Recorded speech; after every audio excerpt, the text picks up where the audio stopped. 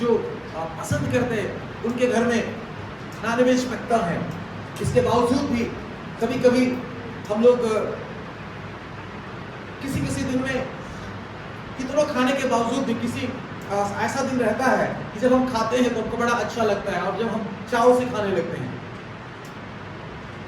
तो ये वही वचन है जो पिछले साल हमने पढ़ा था, ये वही बाइबल है जो हमने पिछले साल इस्तेमाल किया था। लेकिन आज हम अपना खाने की तैयारी करेंगे तो वो बहुत अच्छा लगेगा आपको। हालेलुया।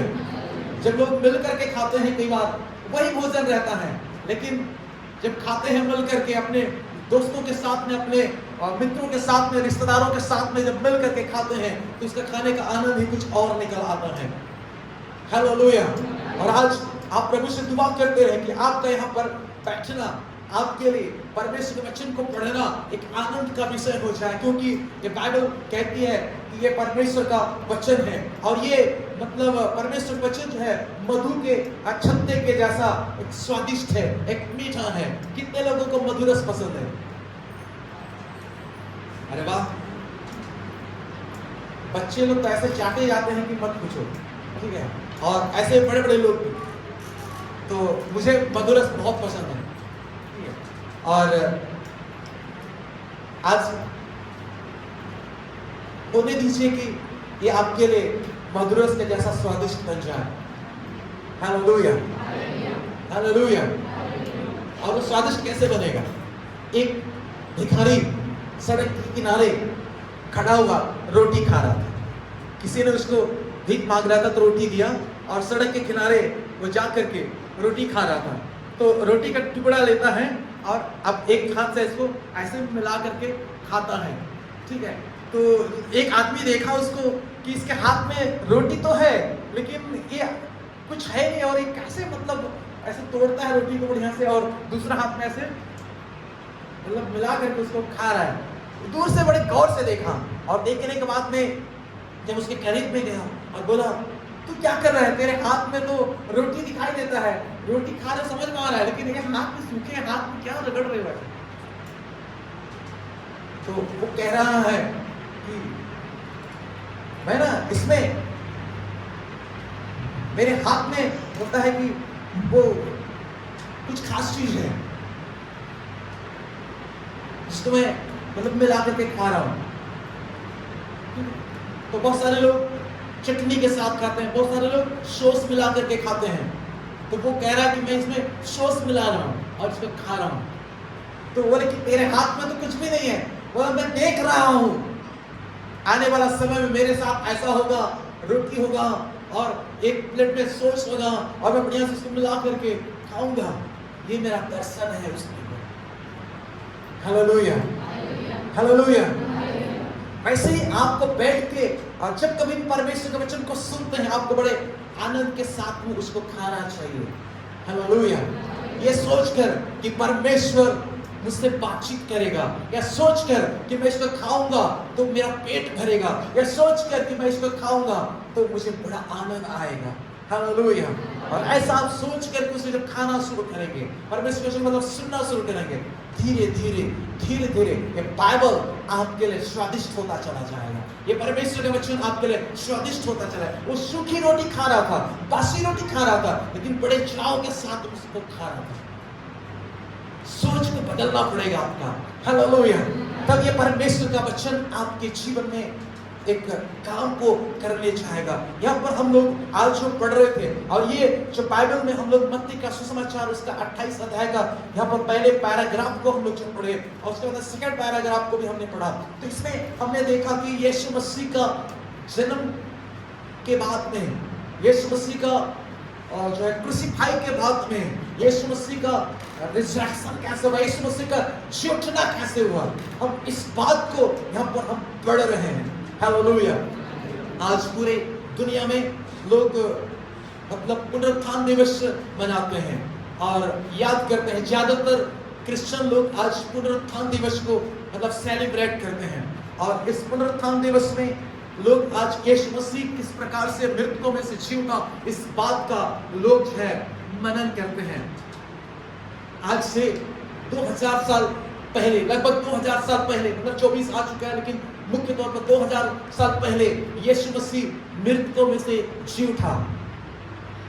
और आज हम जब यहाँ पर इकट्ठा हुए हैं तो ये हम दर्शा रहे हैं, या आज हमारा इकट्ठा होना इस बात का प्रमाण है कि यीशु मसीह का मृतकों में से जी उठना हमारे जीवन को प्रभावित करता है, हमारे जीवन के हर एक क्षेत्र को, हर एक पहलू को वो प्रभावित करता है। और इसीलिए दुनिया में लोग आज प्रभु यीशु मसीह का जी उठना को याद करते हैं।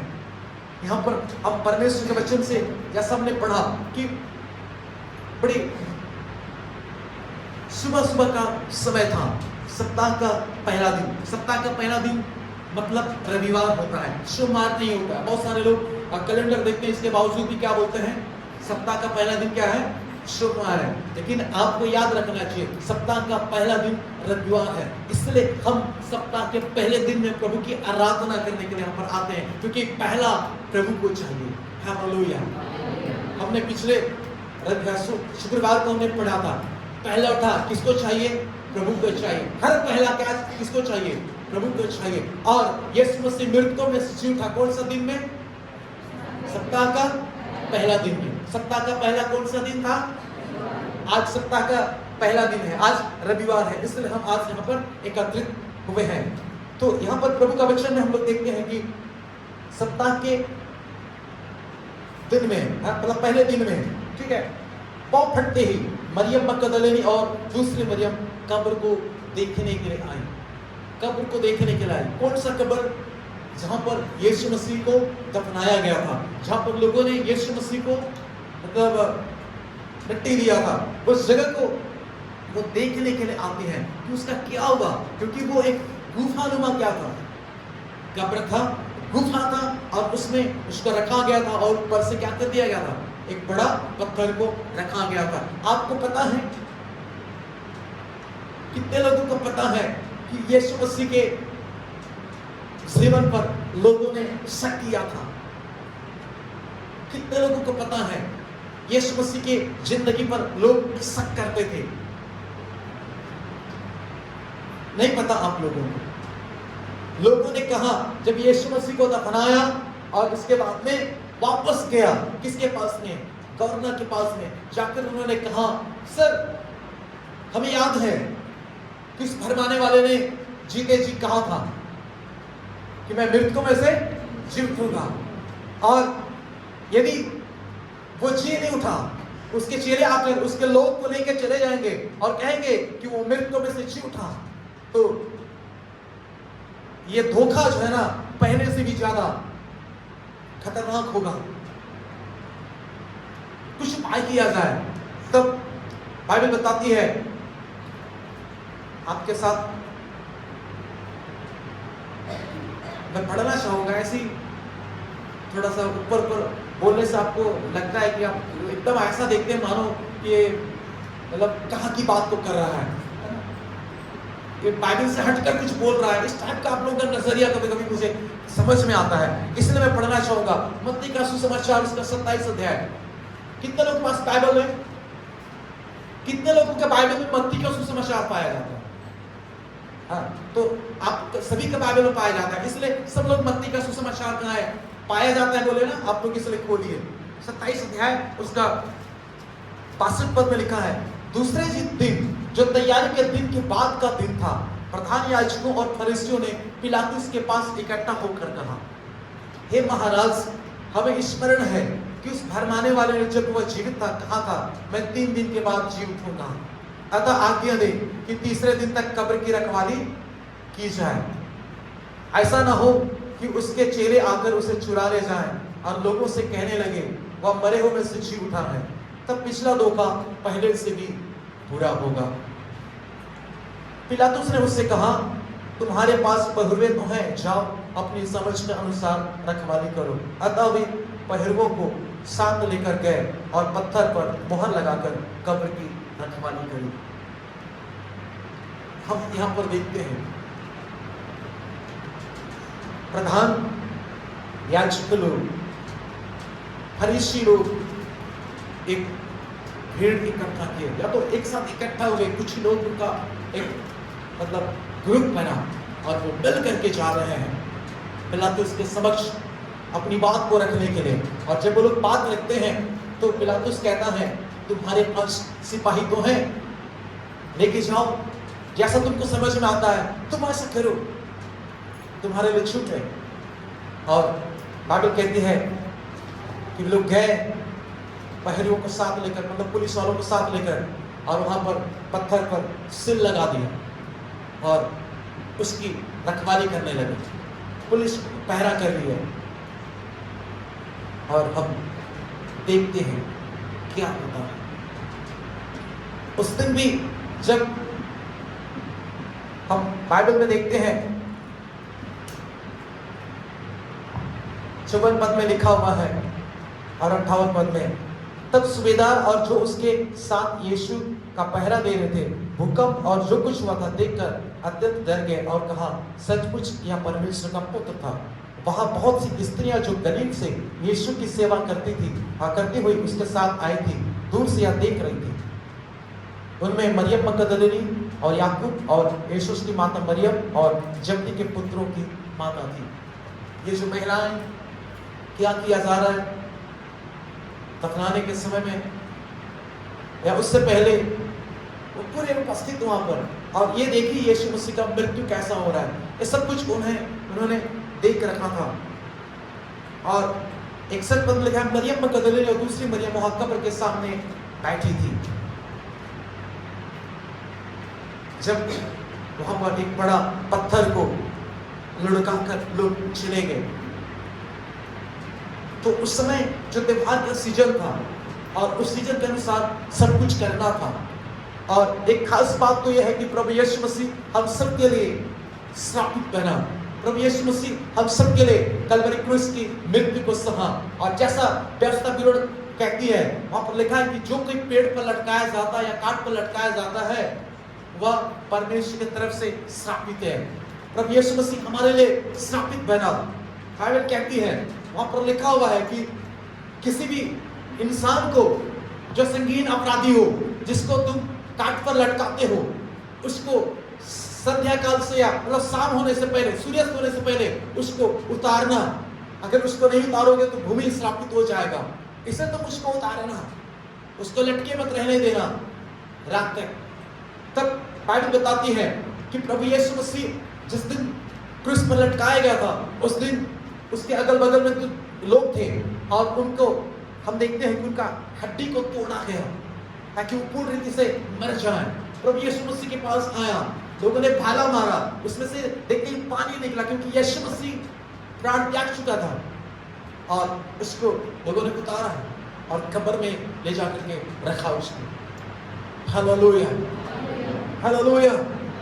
इस प्रकार से प्रभु यीशु मसीह जो हम सब के लिए वो क्रूस पर मरा था। और यहाँ पर लोग इंतजार कर रहे थे कि क्या होगा। आपको पता है यीशु मसीह का पुनरुत्थान यदि नहीं होता तो आज मैं यहाँ पर नहीं होता। यीशु मसीह का पुनरुत्थान नहीं होता तो आप और हम यहाँ पर नहीं होते। उसका पुनरुत्थान में सामर्थ्य है। बाइबल बताती है कि झूठने के द्वारा वो परमेश्वर का पुत्र सामर्थ्य के साथ परमेश्वर का पुत्र ठहरा। हालेलुया। ये जरूरी था। भजनकार कहता है कि अगर आप पढ़ेंगे तो कहते हैं कि अब उसका शरीर सड़ने नहीं पाएगा, कब्रों में उसका शरीर सड़ने नहीं पाएगा। हालेलुया।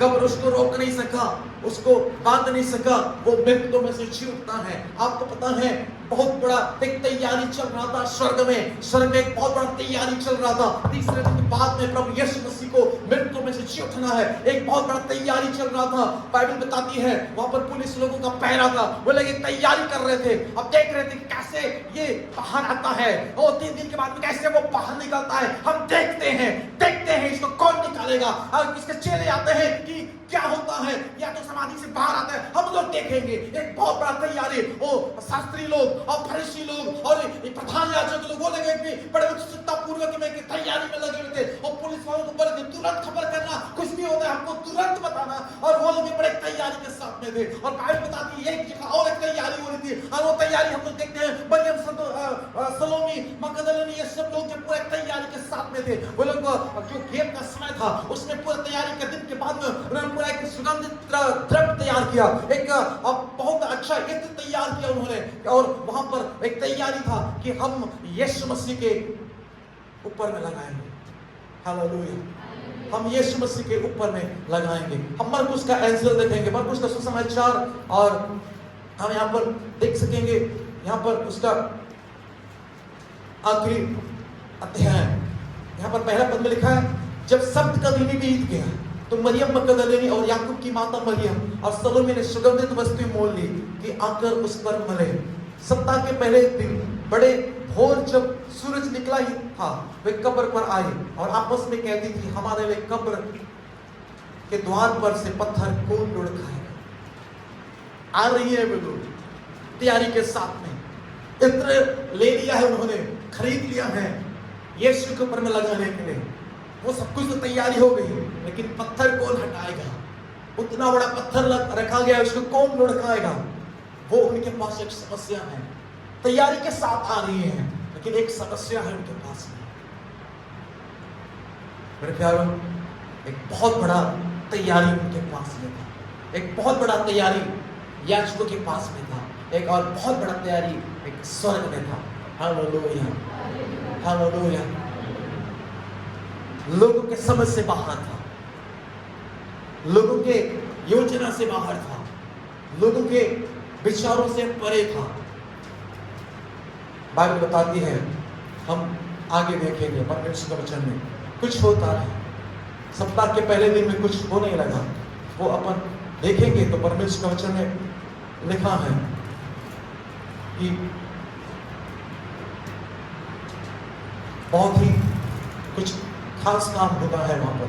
यूहन्ना का सुसमाचार, यूहन्ना का सुसमाचार अपन हम लोग देखते हैं 20 अध्याय। वहां पर सप्ताह के पहले दिन मरियम मगदलिनी भोर को अंधेरा रहते ही कब्र पर आई और पत्थर को कब्र से हटा हुआ देखा। ऐसा हम लोग देखते हैं। वो तैयारी के साथ में आ रही थी कि अब पत्थर को कौन हटाएगा, आपस में चर्चा करते हुए आ रही थी, लेकिन उनके पहुंचने से पहले प्यारो कब्र जो है खुला हुआ था। लूका का सुसमाचार उसका 24 का 22 पहला पद में लिखा है, 24 का पहला पद में, परंतु सप्ताह के पहले दिन बड़े भोर को वे उन सुगंधित वस्तुओं को जो उन्होंने तैयार की थी लेकर कब्र पर आए। उन्होंने पत्थर को कब्र पर से लुढ़का हुआ पाया, पर भीतर जाकर प्रभु का सौ ना पाया।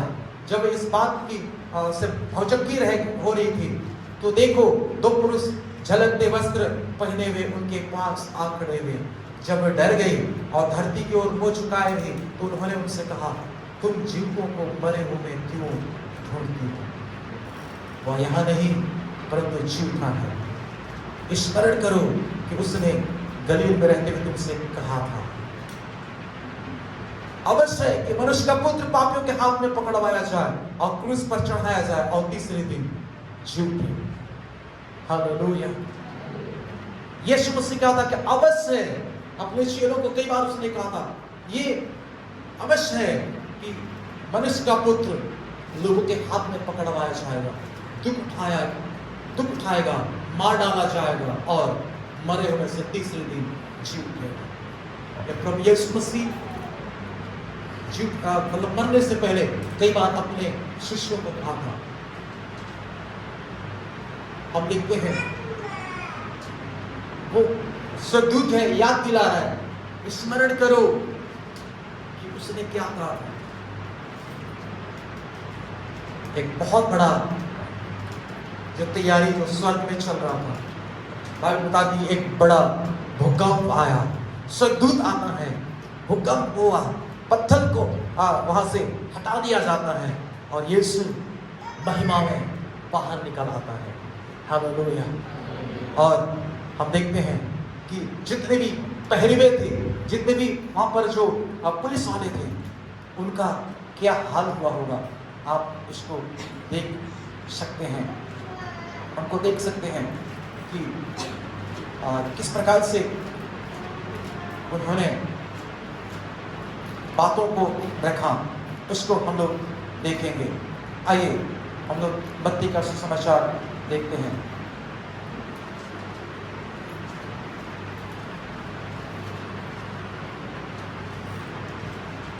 11 पद में लिखा है, वे जाहिर ही थी कि पहरुओं में से कुछ ने नगर में आकर पूरा हाल प्रधान याजकों से सुनाया।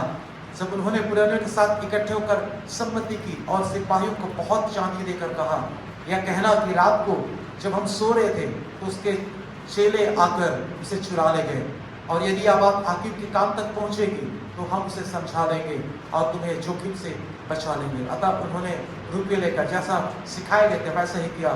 यह बात आज तक यहूदियों में प्रचलित है। हम यहाँ पर पहले ही पढ़े थे, मैं आपको शुरू में ही पढ़ा दिया था, लेकिन क्या किया लोगों ने वो मैं वापस इसको स्मरण दिलाने के और पहले से आपको पढ़ाना चाहूंगा। 2 पद में लिखा है 28 का 2, और देखो एक बड़ा भूकंप हुआ और प्रभु का एक स्वर्गदूत स्वर्ग से उतरा और पास आकर उसने पत्थर को लुढ़का दिया और उस पर बैठ गया। हालेलुया। लेखक कहता है, बाइबल में लिखा है, दानियल कहता है कि परमेश्वर को कोई रोक करके ये नहीं पूछ सकता कि परमेश्वर तूने ऐसा क्यों किया। कोई नहीं दुनिया में जो परमेश्वर को रोके और पूछे कि तूने ऐसा क्यों किया, कोई नहीं बोल सकता। लोगों की तैयारी अपने हिसाब से थी, लेकिन परमेश्वर की तैयारी अपने हिसाब से। समय जब आए, क्योंकि इस पृथ्वी पर आने से पहले परमेश्वर पिता, परमेश्वर पुत्र, परमेश्वर पवित्र आत्मा आपस में एक किए थे, आपस में सहमति जताए थे। तीनों आपस में विचार और मंथन करने के बाद ही यीशु मसीह धरती पर आया था। कि परमेश्वर पिता ने कहा था, बेटा देख लोग पाप के कारण मर रहे हैं और इनको कोई नहीं बचा सकता, इनको बलिदान बचा नहीं सकता, इनको लहू नहीं बचा सकता जानवरों का। एक ही है जिसका वजह से लोग बच सकते हैं और वो तू है, और तू जा करके उनके लिए जिएगा, उनके पापों को, अपराधों को, गुनाहों को अपने ऊपर में लिए हुए कलवरी क्रूस पर तू मरेगा और तू मर जाएगा, तेरे को दफना दिया जाएगा। क्या इस बात के लिए तू तैयार होना चाहता है? क्या तू तैयार है इस बात के लिए? पवित्र आत्मा को परमेश्वर ने कहा तुझे जाना है और उसको जिंदा करना है। ये पूरी तैयारी पहले हो चुकी थी। बाइबल कहते हैं कि प्रभु यीशु मसीह ने जगत की उत्पत्ति से पहले हमारे लिए बट हुआ। हालेलुया। ये विचार परमेश्वर के अंदर में था, ये प्लानिंग परमेश्वर का था, किसी मनुष्य का नहीं था। और परमेश्वर के काम के सामने आपका मेरा कुछ बस नहीं चलेगा।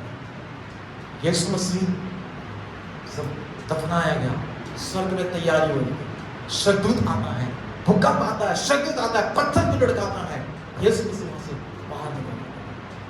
हालेलुया। ये बड़ा काम जो है उस समय हुआ, और जो पहरा करने वाले थे वे लोग सारा हाथ जाकर के बताए, उनको कहा कि बड़ा भूकंप हुआ वहां पर। अरे हमको तो पता ही नहीं चला, हमको तो पता ही नहीं चला।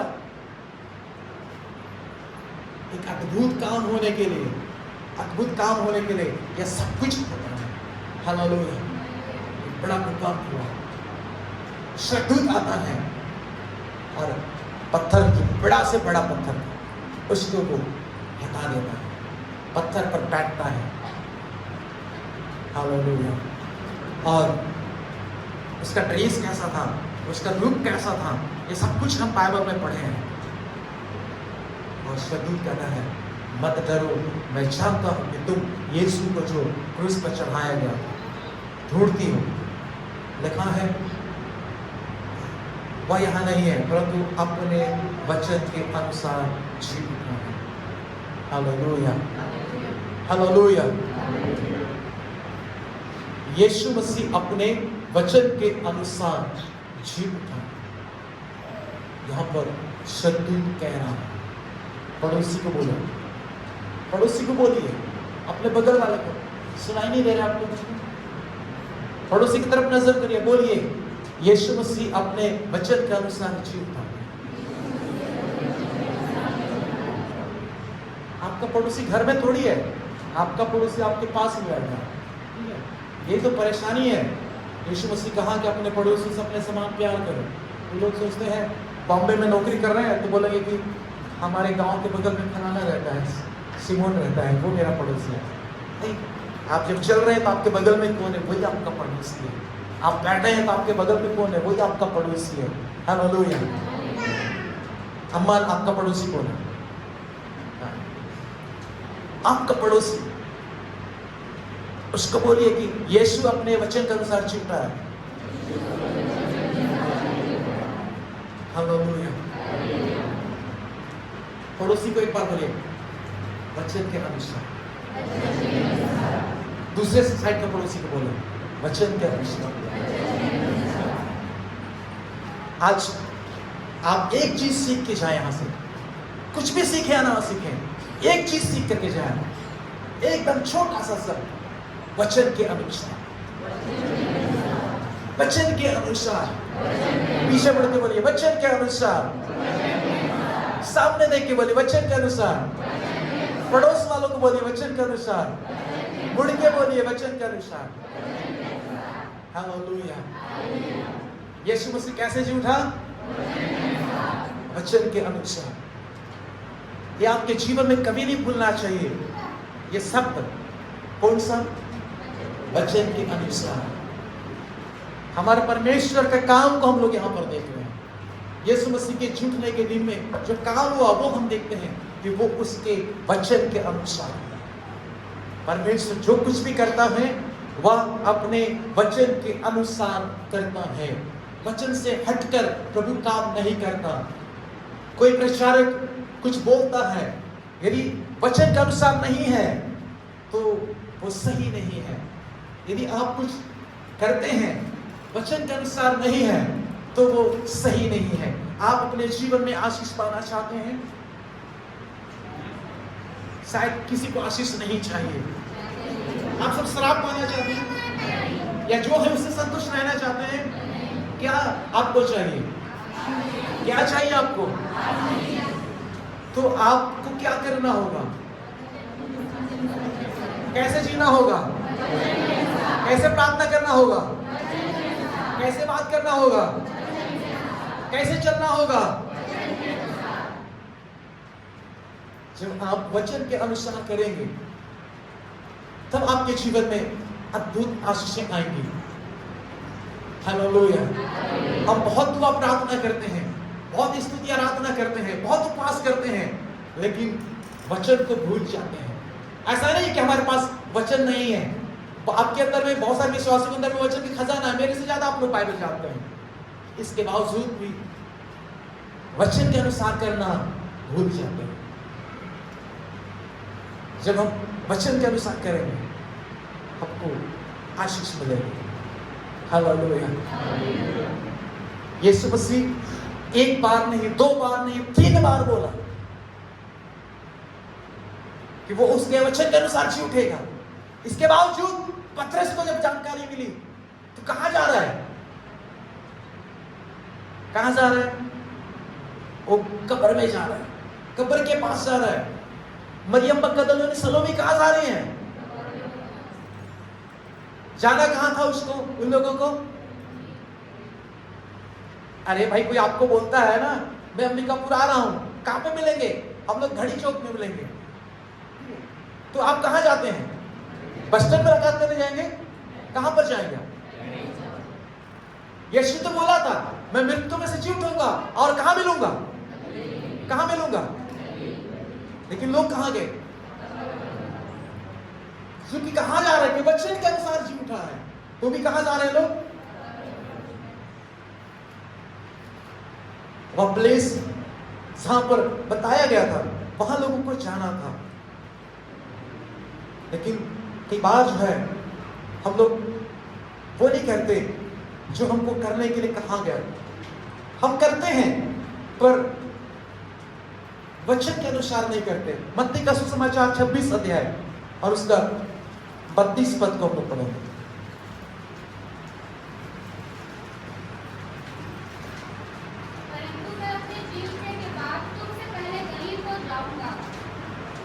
यीशु मसीह यहां पर कह रहा है, 31 पद से यदि आप पढ़ेंगे तो लिखा, तब यीशु ने उनसे कहा, तुम सब आज ही रात को मेरे विषय में ठोकर खाओगे, क्योंकि लिखा है, मैं चरवाहे को मारूंगा और झुंड की भेड़ें तितर बितर हो जाएंगी, परंतु मैं अपने जी उठने के बाद तुमसे पहले गलील को छाऊंगा। हालेलुया। यीशु मसीह कब्र में नहीं है, इसका मतलब कहां गया वो? यीशु मसीह कब्र में नहीं है, इसका मतलब कहां गया?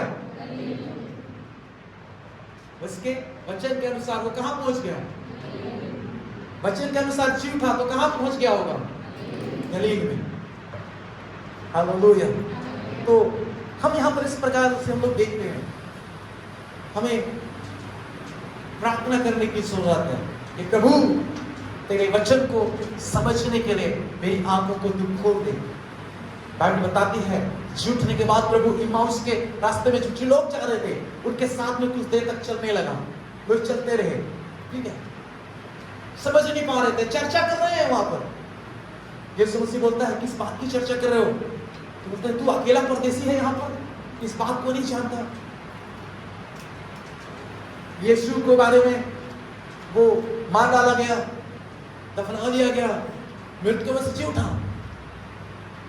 बड़ा अद्भुत है, बड़ा अद्भुत है।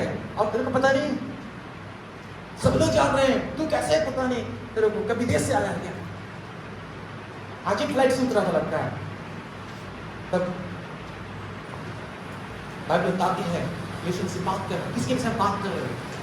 उनकी समझ को खोल दिया पवित्र शास्त्र को बूझने के लिए। हालेलुया। आप प्रभु से प्रार्थना करते रहे अपने प्रतिदिन के जीवन में, प्रभु वो प्रकाशन आपको दे, प्रभु वो समझ आपको दे, और आप जान पाए परमेश्वर के वचन के अनुसार जो काम होता है उसको समझ पाए।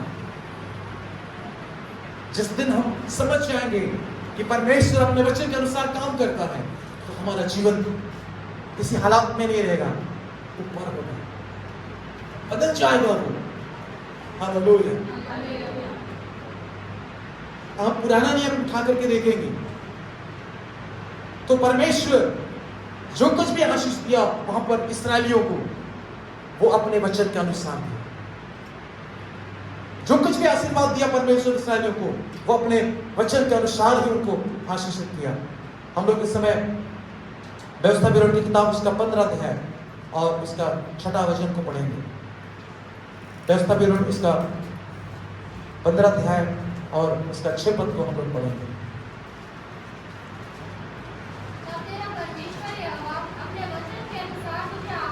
हाँ, लेकिन तब तेरा परमेश्वर यहोवा अपने वचन के अनुसार तुझे आशीष देगा। आगे, और तू बहुत जातियों को उधार देगा, परंतु तुझे उधार देना ना पड़ेगा, और तू बहुत जातियों पर प्रभुता करेगा, परंतु वे तेरे ऊपर प्रभुता ना करने पाएंगे। यहाँ पर स्पष्ट रीति से लिखा है, परमेश्वर वचन के अनुसार आशीष देगा। बहुत सारे लोग मेहनत भी नहीं करते, प्रार्थना करते रहते हैं, परमेश्वर तेरी आशीष मुझे चाहिए, मुझे रुपया पैसा चाहिए, लेकिन कुछ भी नहीं करते।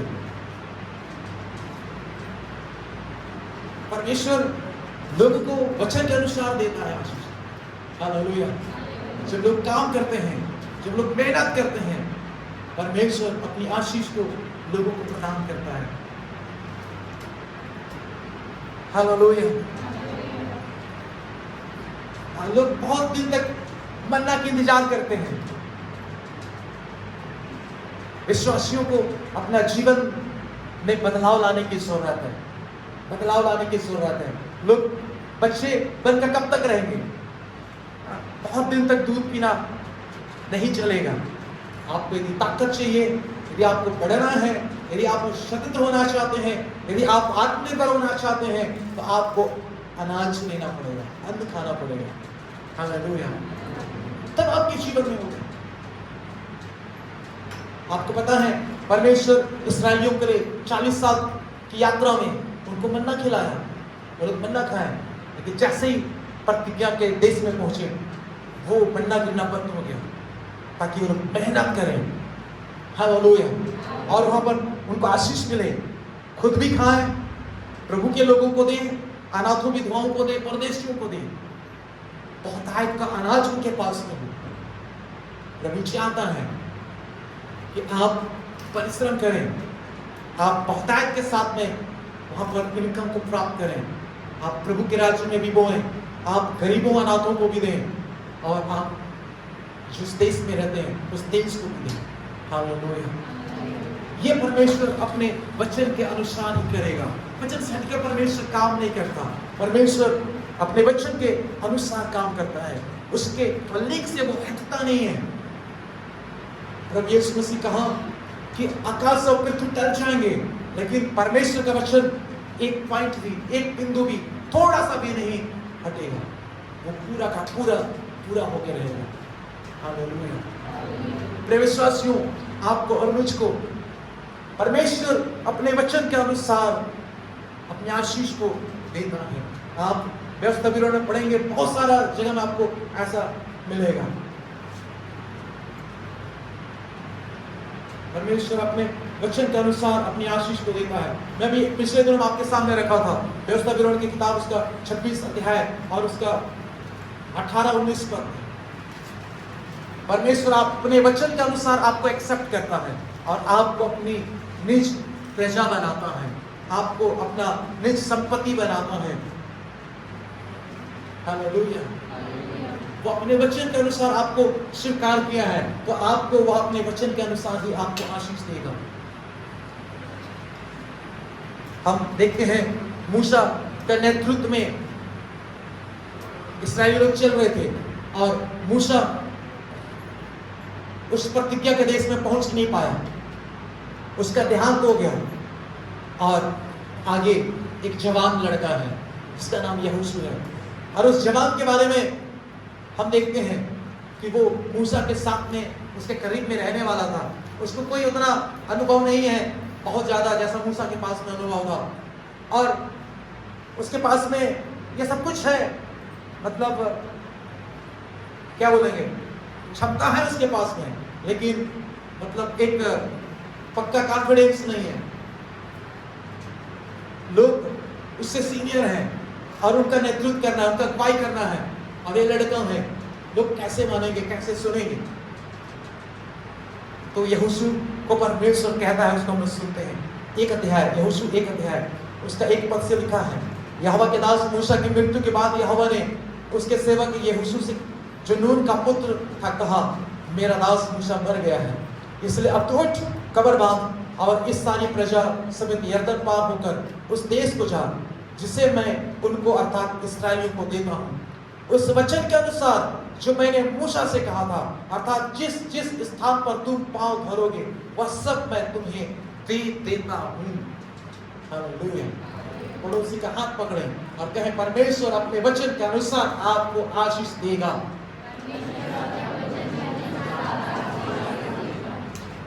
हालेलुया। परमेश्वर अपने वचन के अनुसार आशीष देता है लोगों को, अपने वचन के अनुसार पहले लोगों को स्वीकार करता है, अपने वचन के अनुसार उनको आशीष देता है। प्रिय विश्वासियों,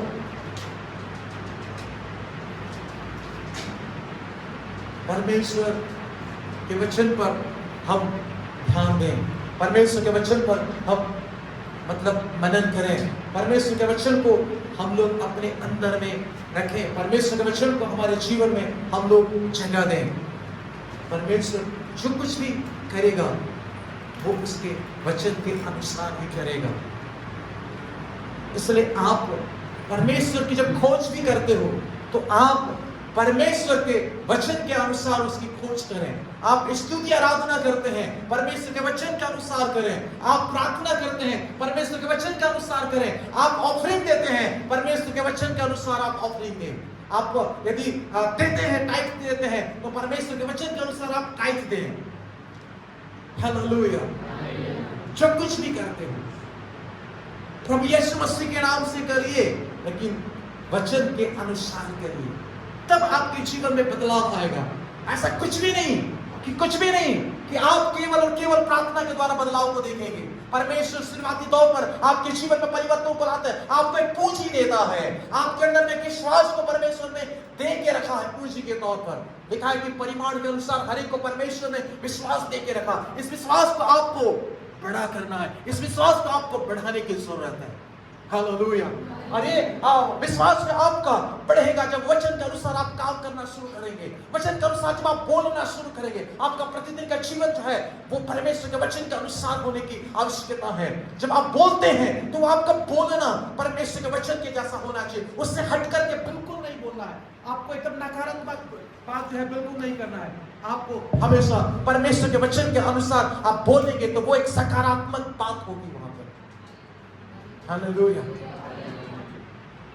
मेरे प्यारे भाई बहनों, बाइबल बताती है जब परमेश्वर ने अब्राहम को बुलाया तो अब्राहम परमेश्वर के वचन के अनुसार उस घर से निकल पड़ा, बाहर निकला। जब परमेश्वर ने बोला तू अपने मातृभूमि को और तू अपने देश को छोड़कर उस देश में चला जा जो मैं तुझको बताता हूं, वो परमेश्वर के वचन के अनुसार निकल पड़ा करके लिखा है उत्पत्ति 12 में। आप कैसे निकलते हैं बाहर, आप कैसे आगे आते हैं, आप कैसे परमेश्वर की आराधना करने के लिए आते हैं, कैसे आप अपना मसीह जीवन को व्यतीत करने के लिए आगे बढ़ते हैं।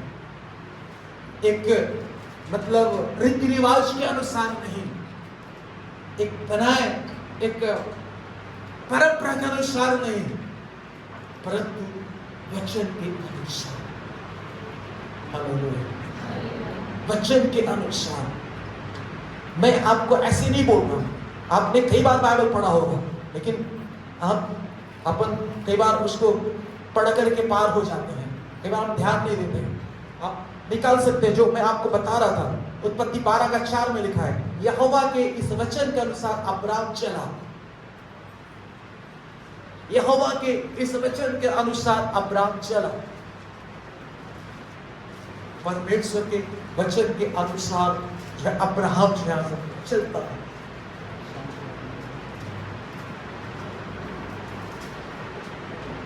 प्रिय विश्वासियों, हम देख रहे थे पिछले दिनों में, मैं आज रिपीट करना चाहूंगा। प्रभु यीशु मसीह कलवरी क्रूस पर मरा ताकि आप और हम अब्राहम के आशीष को प्राप्त करें।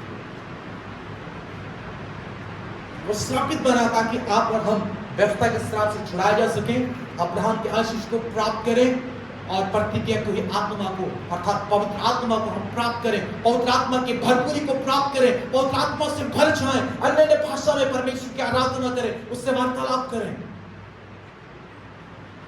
इसलिए प्रभु यीशु मसीह क्रूस पर मरा। कुछ लोग कहते हैं कि अन्य भाषा नहीं बोलना चाहिए, कुछ लोग कहते हैं अन्य भाषा सिर्फ प्रेरितों के काम पे था, अन्य भाषा सिर्फ उनके लिए था। नहीं नहीं नहीं, प्रभु यीशु मसीह इसके लिए ही तो क्रूस पर मरा।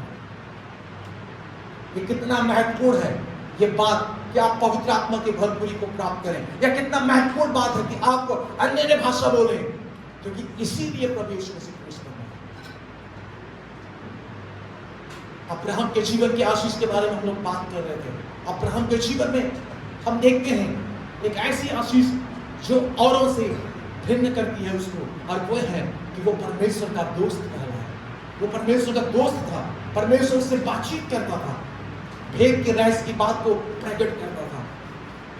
जब आप परमेश्वर के वचन के अनुसार चलेंगे, आपके जीवन में परमेश्वर रहस्य को प्रकट करेगा, भेद की बात को प्रकट करेगा, जिसको आप नहीं जानते, जिसको आप समझते नहीं है, जिसको यिर्मयाह 33:3 में जैसा आप कहते हैं, वो तभी पूरा होगा जब आप परमेश्वर के वचन के अनुसार आगे बढ़ेंगे।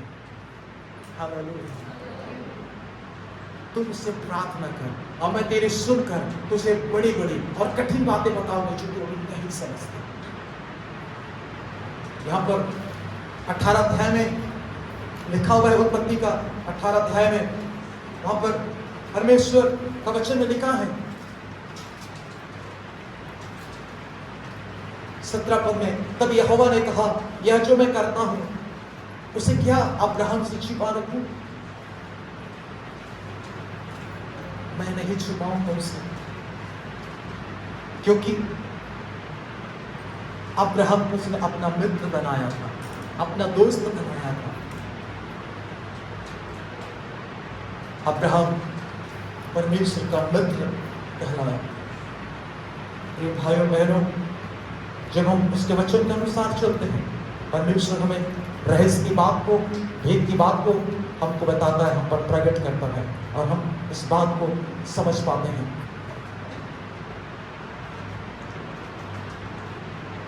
हालेलुया। यशायाह 41 का 8 पद में परमेश्वर कह रहा है यहाँ पर, हे मेरे दास इस्राएल, हे मेरे चुने हुए याकूब, हे मेरे मित्र अब्राहम के वंश। तो परमेश्वर कह रहा है, मतलब ये पद हमको बताती है कि अब्राहम परमेश्वर का मित्र। हालेलुया। याकूब 23 में लिखा कि वो परमेश्वर का मित्र। जब हम बहुत बार हम सोचते हैं कि परमेश्वर उससे बात करता है, लेकिन मुझसे क्यों नहीं बात करता? जब हम वचन के अनुसार चल पड़ेंगे, जैसा अब्राहम चला, परमेश्वर हमसे बातचीत करेगा। हालेलुया। जो कुछ परमेश्वर हमसे मांग करता है वो हम परमेश्वर के वचन के अनुसार करें, तभी आशीष है। उसमें बहुत ज्यादा डिस्कस करने की जरूरत नहीं है। अब्राहम से परमेश्वर ने उसका बेटा मांगा, तो अब्राहम ने अपनी वाइफ को भी नहीं बताया, उसने, और वो सीधे आगे बढ़ा, अपने कर्मचारियों को भी नहीं बताया, इतना तक कि उस बलिदान की जगह पे पहुंच गए तो भी नहीं बताया। कहता है तुम लोग यहीं पे ठहरे रहो, मैं और यह लड़का जाते हैं, परमेश्वर के लिए बलिदान चढ़ाएंगे, वापस आएंगे। विश्वास के साथ पहुंचाता है, किसी को खबर नहीं। आप बहुत ज्यादा मतलब एक दूसरे से सलाह मशवरा करते रहेंगे कुछ करने के लिए जो परमेश्वर कहा है, तो शायद आप असफल हो सकेंगे। लेकिन लोग कई बार तैयार नहीं होंगे। परमेश्वर का टाइम को पकड़ना है आपको, तो आपको खुद निकल के आगे जाना पड़ेगा, तो आप परमेश्वर का टाइम को पकड़ना है। हालेलुया। बाइबल बताती है वो विश्वास का पिता है। लोग आपके जीवन के द्वारा आशीषित होंगे, लोग आपसे सीखेंगे, लोग आपको बताएंगे, लोग आपका विश्वास को देख करके आपका विश्वास का लोग अनुकरण करना चाहेंगे। यह तभी होगा जब आप वचन के अनुसार जैसा अब्राहम पढ़ा आप पढ़ेंगे। बाइबल बताती है कि वो सब उस समय के लोगों में हम देखते हैं कि वो धनवान पुरुष था, तो परमेश्वर की आशीष उसके जीवन में थी।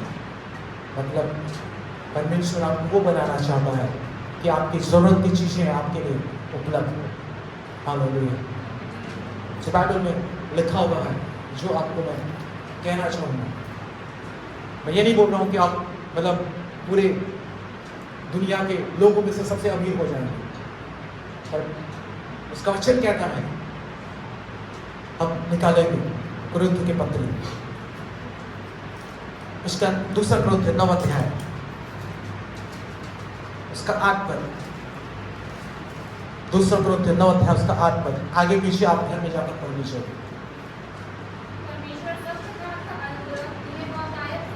परमेश्वर सब प्रकार का अनुग्रह तुम्हें बहुतायत से दे सकता है, जिससे हर बात में और हर समय सब कुछ जो तुम्हें आवश्यक हो तुम्हारे पास रहे।